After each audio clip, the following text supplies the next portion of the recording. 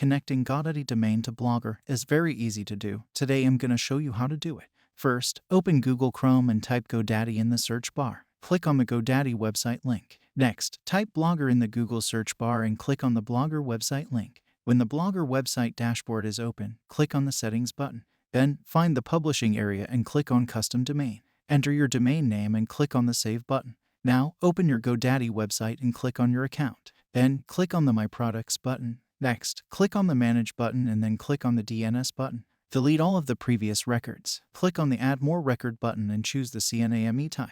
Copy the name from the Blogger website and paste it into the name box on the Godaddy website. Copy the destination and paste it into the value box. Click on the Save button. Click on the Add New Record button again and choose the CNAME type.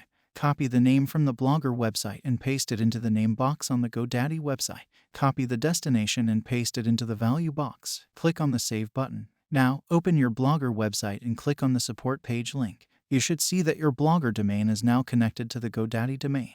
If you want to redirect the URL without the subdomain to your blog's URL, you can also follow these steps. And it's done. This is how you can connect Godaddy domain to Blogger.